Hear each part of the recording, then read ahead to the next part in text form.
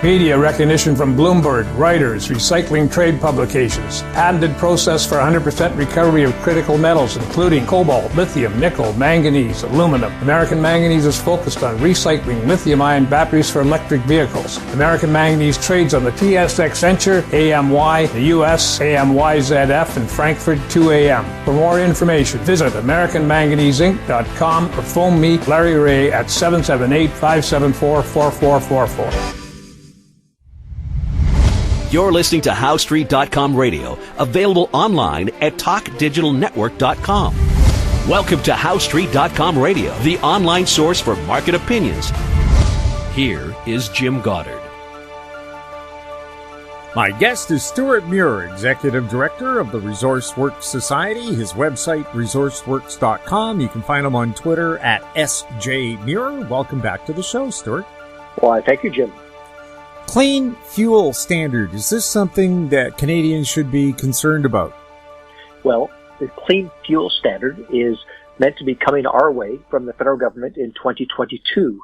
It is being reviewed right now, and there's quite a lot of feedback coming to the federal government. There's a lot of companies in different parts of the economy that are saying, wait a second, this isn't quite making sense to us. So what we're hearing right now is quite a lot of representation being made to Ottawa. Fortunately, because it's a complicated issue, you want to understand it, the people at the Canada West Foundation have come up with what they call the Citizen's Guide to the Clean Fuel Standard. And I'm glad they've done it because it's quite a significant policy. Essentially, it means that as some say additional carbon tax, it adds new pricing onto what we already have as carbon pricing. So when you fill up your tank, you're obviously paying for tax for that. Why are we looking at another tax? I thought we were already taxing carbon. So a lot of people are kind of confused about it, and the Citizens Guide to the Clean Fuel Standard, which is at the website of the Canada West Foundation, is a good document if you're interested in trying to find out more. Now, just the first thing to say about it is the rationale for this policy is a sound one because it aims to reduce emissions. We know we want lower greenhouse gas emissions. That's a global necessity. How do we get there? And once you get into the weeds of this, there are some risks. We don't need Canada to become a sort of guinea pig of this policy that no other country is doing. There are concerns being flagged as whether the CFS is actually going to prevent Canadian companies from being part of global energy transition because it penalizes them from being in the industries they're in and makes it more expensive for them to operate and therefore makes their products less competitive, which we don't want to see. So right now, the politicians and civil servants in Ottawa are hearing, I think, from quite a few people who are in industry and concerned. They're saying, hey, look, how about giving us a cost-benefit analysis? I mean, Jim, do you remember, here's two old news guys, us, right? Do you remember when you go to a city council meeting or provincial government, there would always be a cost-benefit analysis with any policy that bureaucrats were proposing. Do you remember those days? Of course. Well, I've noticed that in the last few years, it no longer seems to matter. Almost any kind of policy, there's no one there who's saying, well, wait a minute, what are the costs and what are the benefits of this? There's this attitude now, I think, of, well, we'll just do it. We want to do it, so just do it. Doesn't matter what it costs. It doesn't matter what the benefits are. We just want it to happen. And I think this is a case where there hasn't been any cost-benefit analysis. And, this is a step that if you want to be successful with your policies, you really need to be thinking about, at least to better decisions. We're also hearing that the federal government needs to get prepared to listen to legitimate concerns because the message is, hey, we've already made up our minds, this is what we're doing, so not interested in hearing from people who are affected by it. One of the things we need to do is figure out how to be able to get new infrastructure built quickly. There's a lot of changes happening in the energy system. You think things like biofuel, carbon capture, pipelines to transport all kinds of products, including renewable natural gas. They're coming in with plans right now to apply the Clean Fuel Standard to gaseous fuels, which is the first time there has ever been a policy that affects gas in the same way as oil. And I think because it's new territory, we don't really know what it means. And then what I alluded to, if we can't make our products competitive, that's going to be a problem for Canadian industries. It'll actually hand an advantage to foreign industries. So what we're seeing a lot of people interested saying is provide us with some protections for our, they call it the energy intensive trade exposed sector. Those are sectors that require a lot of energy, which is taxed in order to make the products, and that also are dependent on trading with international competition. So let's not forget them in the shuffle, because they create a huge amount of our national GDP as well as many, many jobs. So these are a few of the considerations, and right now I think a lot of the intent of the federal government has been that it's a done deal, but I think they will continue to see a large coalition of business all saying pretty much the same thing, is that include us in the conversation here, because you seem to have missed a few things. So we'll see how that develops over the next few months. Well, the BC carbon tax, which has been around, now 12, 13 years? Well, it hasn't... 2008. It hasn't... Right. Yes, it hasn't reduced emissions in BC. Emissions here have gone up just about every year. So it hasn't done what it said it was going to do. It seems to be merely a cash grab. It's not revenue neutral. I don't get any direct benefit from it. And it's chased businesses that did do business in BC into Washington state, where they don't have this tax. Now, if you add another level of carbon tax, what's that going to do to other industrial players? Is that going to chase them to the U.S.? Yeah, well, I remember back in 2006 when the BC carbon tax was being designed. 2 years later it was implemented, but back when it was being designed, I remember we were at the Vancouver Sun, we were saying to the provincial government, you need to make this a revenue neutral tax, so that the money that comes in is used directly, and all of it, to encourage these activities that you say you want to encourage. So you get $1 in from a tax on gasoline, you spend $1 on some measure to allow the economy to become more fuel efficient.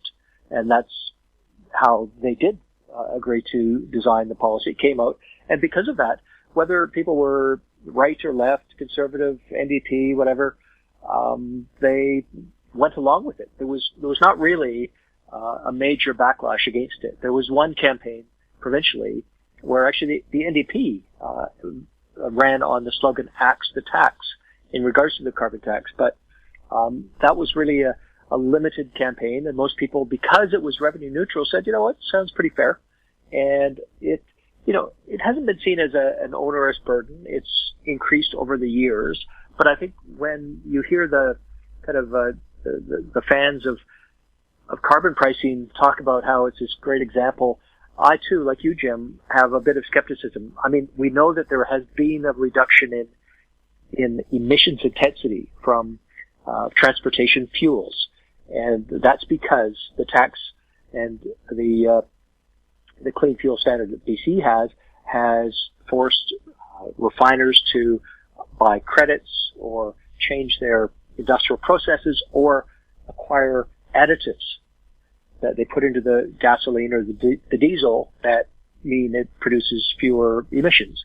And through these instruments, they really have reduced the emissions intensity. However, you're right, we are using more gasoline. And back when the tax was designed, the slogan of the provincial government was, we're going to encourage you to do more of the things we want you to do and less of the stuff we don't want you to do. That's the way of the tax, kind of like a sin tax. We want you to smoke less. We want you to drink less. So we're going to put tax on your booze and cigarettes.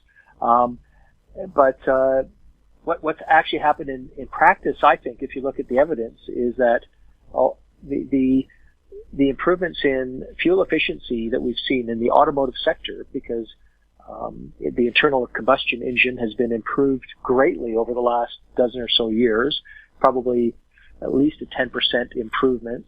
It's at the point now where the F-150 pickup truck you buy today is using about the same amount of gasoline as a Toyota Corolla of 10 or 12 years ago. It's amazing how much that's improved, partly because it's smaller engine displacement in a lot of cases, smaller engines, but also because of lots of other changes. But here's what people are actually doing. Rather than the tax compelling them to do less driving, smaller cars, what people have done is simply traded up. Now everyone's driving an SUV. Back when they brought the tax in, the most popular car in Canada was a Honda Civic. Now it's that Ford 150 pickup truck. That's the most popular vehicle. Much bigger car. And, so I think what's happened is people have got a mental budget of how much they're going to spend on fuel, and that's what they spend. So they do that driving. They don't have an alternative. Cycling around with your kids to drop them at hockey is not an option. A lot of the transportation policy done in our municipalities is, I think, it's got to be done by 30-year-old recent graduates from the planning department at UBC who have big ideas for changing the world, but have no idea what it means to be a commuter or a family person who's got to get people around. So they're happy to put in cycling lanes and take out driver lanes, not thinking about the actual consequences for the lives of people who are paying for all of this. So in this world of idealistic green policies, I think there's often a clash of culture and practice in what we see. So back to the CFS, Jim. I think in 2021, there will continue to be a very reasonable call on government to explain itself and to make clear exactly the consequences and purpose of these policies. Because if all we're doing is making it more difficult for Canadian manufacturers and producers to sell their products to the world, that means we're going to suffer a reduction in our quality of life because we will have a reduced GDP, which is, I don't think, what anyone wants. We'll have more with Stewart Muir right after this. Avon Resources Limited is a gold exploration company with significant projects in British Columbia and the Yukon, trading on the TSX Venture Exchange, symbol ABN, and the OTCQB, symbol ABNAF. Surrounded by world-class gold deposits and mines, Avon's 23,000 hectares Forest Kerr Gold Project is located in the heart of the Golden Triangle in northwestern BC. For more information, visit us at avonresources.com. Engineer Gold Mines is focused on the exploration and development of the historic high-grade Engineer Gold Mine situated 32 kilometers southwest of Atlin, British Columbia. Engineer Gold Mines is fully permitted for surface and underground exploration with the drill program now underway. Engineer Gold Mines Limited trades on the TSX Venture Exchange, symbol EAU. For more information, please visit us at engineergoldmines.com. Welcome back. We're speaking with Stewart Muir. Stewart, I saw a headline that said, Healing the Divide Involving Local Mayors. What's that all about? Well, recently, there's been quite a movement by mayors, especially, but not only, in rural BC to speak up for their communities who are worried about the so-called rural-urban divide. Now, that's an expression we've heard quite a lot over the years, especially in BC. Just the idea that those who live in Greater Vancouver and Victoria are in a very different place mentally and psychologically and as well as physically than most people who live outside of those areas. Well, all of the people who live outside of those areas live somewhere else, and that this is a potential problem if there's not an empathy and accommodation of interests, mutually speaking. So the rural people who often will tell you, oh, we're the ones supplying the good things in life, or people who live in the city, we're getting their food to them. We are ensuring that there are minerals and forest products and natural gas and things from BC that allow us to enjoy the incredibly good lifestyle we have because it pays for things. But they don't feel respected. They don't feel that funds are flowing back to communities to supply swimming pools and nicer schools and things like that. There's often a bit of a gap there. So what we've seen is 25 local mayors have gotten together. They wrote an open letter to Premier John Horgan in Victoria to ask him to establish some policies that give so-called resource-based communities a key role in the post-pandemic economic recovery plan. So they wrote off to the Premier. I don't know if they've heard back yet, but what they said is BC has undergone a tremendous economic shock. And fortunately for BC, its resource industries have been able to persevere during the period. You know, the mines have continued on. The forest sector was an essential service. No one has experienced any interruptions in the fuels they have in their lives and just take for granted because all that stuff has gone on uninterrupted. Aquaculture, agriculture, the 4 major energy projects from Site C to the Coastal GasLink pipeline, Trans Mountain pipeline, LNG Canada, those mega projects are all chugging away. I mean, yeah, they've been somewhat affected, but they're there. So, the mayors have made a bit of a request and said, look, here's a few things you could do in the economic recovery that would help us to all be more successful. Number 1, quickly enable shovel-ready projects to proceed. It's a good idea. If they're ready to go, why not? Why not go? Number 2, ensure international investors know that BC's industries can succeed in uncertain global investment conditions.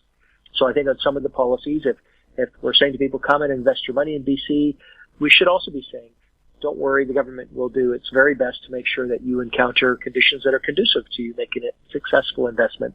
We're not going to waste your time. We're not going to make you jump through $1 billion worth of hoops only to see you get to the end and say, you know what, we're not interested anymore, go away. Which actually Canada, unfortunately, has a reputation for doing that, and it feels rather, wrong that we should continue ever to do that again. Recognize the unique advantage of globally carbon competitive exports, which BC, whether it's aluminum or natural gas or forest products, we've actually been remarkably successful in lowering the fuel intensity of those projects, of those products, and helping other countries to achieve their climate aims. So that's a pretty important thing. And then the other thing here is putting workers and communities first when delivering on campaign commitments, making sure new regulations that affect delivering on a successful economy are considered carefully. I mean, especially in a new government, you've got all kinds of promises made on the campaign trail. Let's make sure that things that are being looked at are fair and successful, and that they don't leave the rest of the province outside of Vancouver and Victoria behind, because these mayors have made it pretty clear that that's what they expect to happen. We'll have more with Stewart Muir right after this. Value from success. Growth in discovery.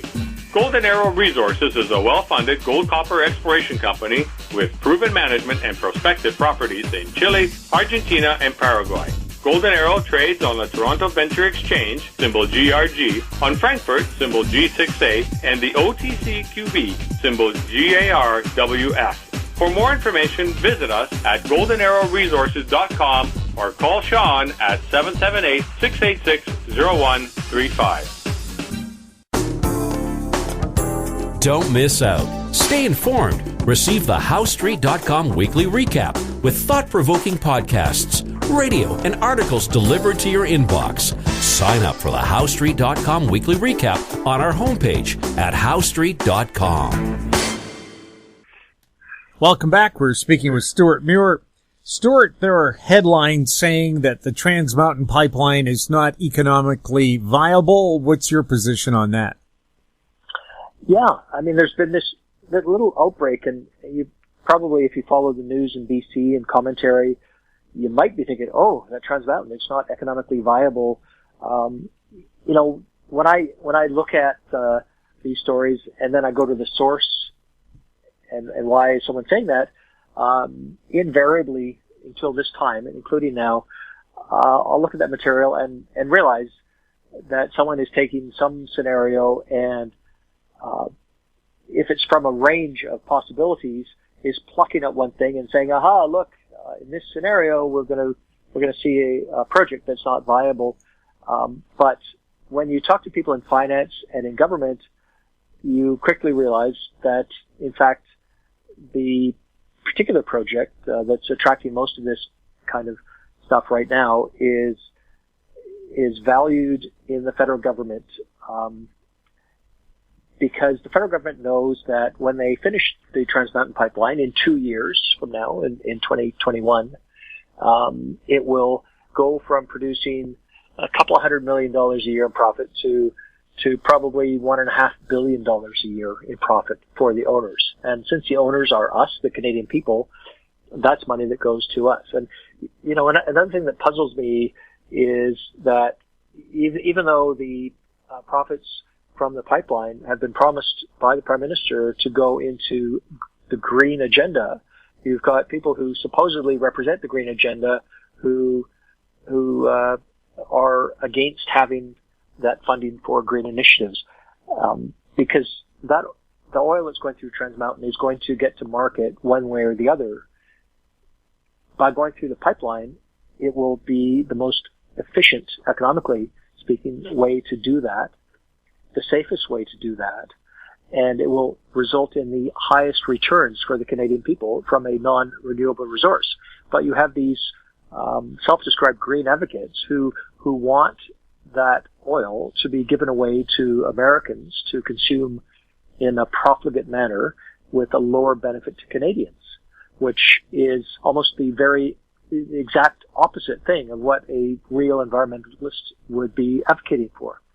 So it's kind of surprising. I mean, if we make that commodity available to those who are innovating in their economies, which is everyone in the world, who are seeking to reduce the emissions from things that they have to use because there's no alternative to hydrocarbons, to oil and gas, for a huge amount of human activity today.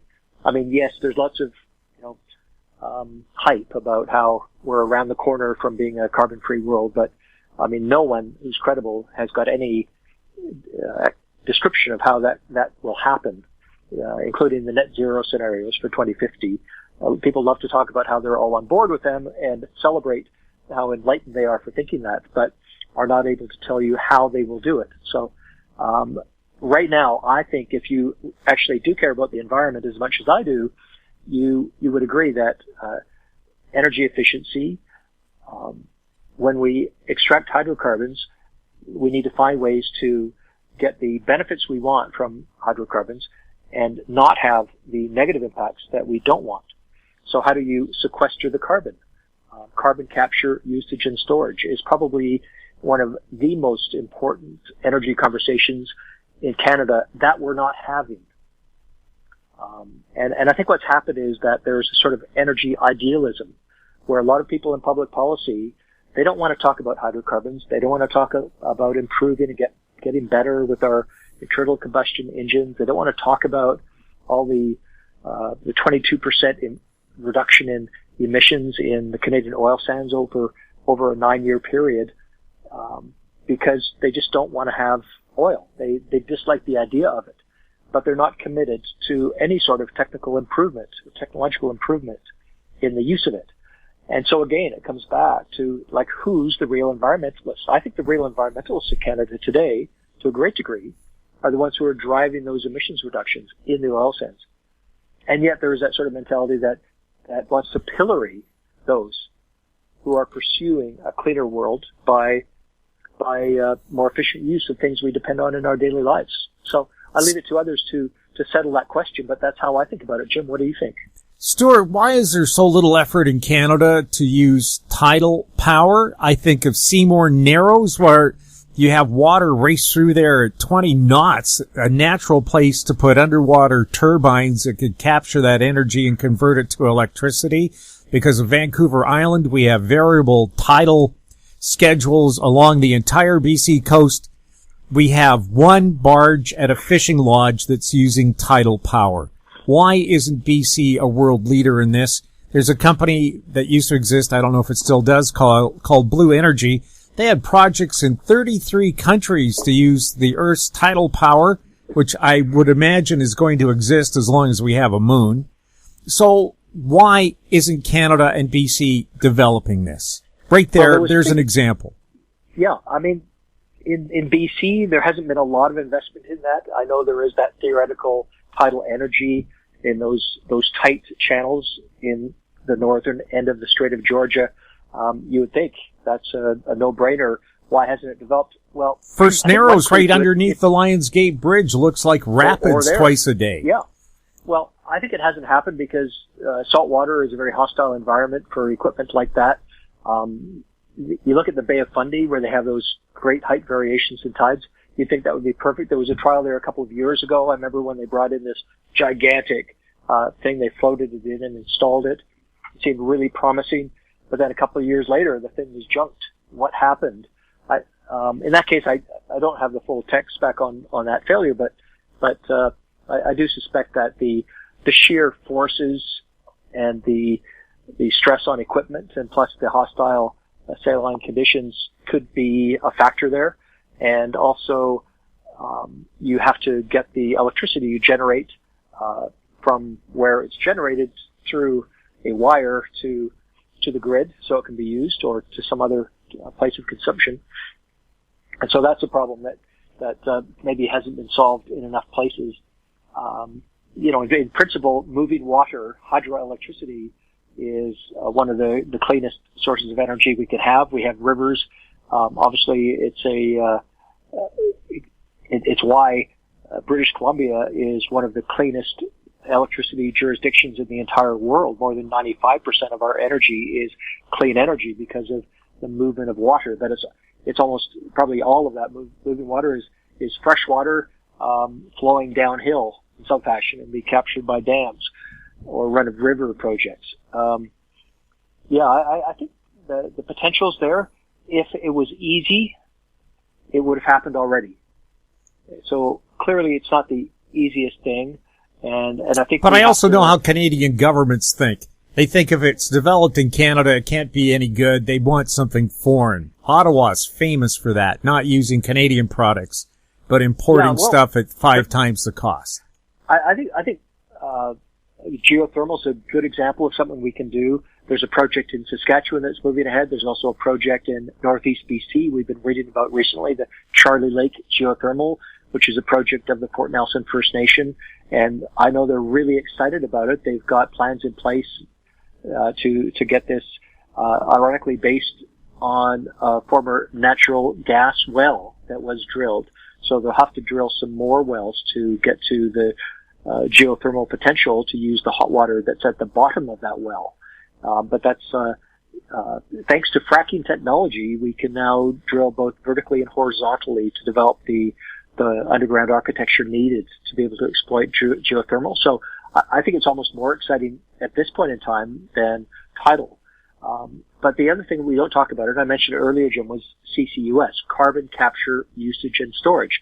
That is the big opportunity, because if we want to continue to both consume energy at the level we do, resulting in the high quality of life that we have, and also to meet our environmental aspirations into the future, we must develop carbon capture. And in Canada, we actually did develop the Boundary Dam. There's the hydrogen system in northern Alberta, but the Boundary Dam in Saskatchewan is attached to a coal plant, and they have spent a lot of money to develop the technology. I know that a lot of people in Canada will dismiss it. They'll say, "Oh, it was a big, expensive failure." Well, actually, it wasn't a failure at all. It was expensive, but it was a success such that recently in northern England, adjacent to the North Sea, where there's a lot of oil, a number of the major European companies in oil, Shell and Total and BP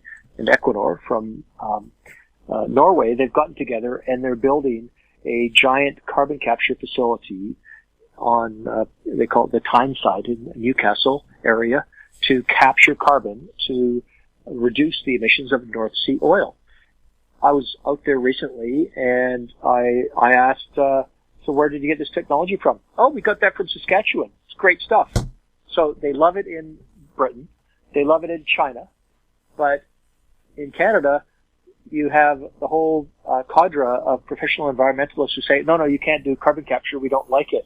Well, It's where the world's going. It's where Canada has to move unless we want to have an enormous reduction in our quality of life. We have to develop carbon capture and do it quickly. And I think this is probably, I'd love to talk about tidal. I think it has huge future potential, but we're a long way from having it economically viable such that people can provide enough energy from it. And with carbon capture, it will allow us to continue to have agriculture and move around by airplane and have heavy goods trucks. With cars, well, eventually it sounds like we're probably going to have lots of electric cars, and that's fine. But there's still a lot of things that we need to rely on fossil fuels for. So we have to mitigate them, and that's carbon capture. Stewart, thank you so much for chatting with us. Thanks, Jim. My guest has been Stewart Muir, Executive Director of the ResourceWorks Society. His website, resourceworks.com. Find him on Twitter at SJMuir.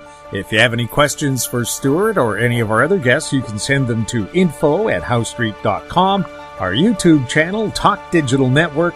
Find us on Twitter at HowStreet. We're also on Facebook.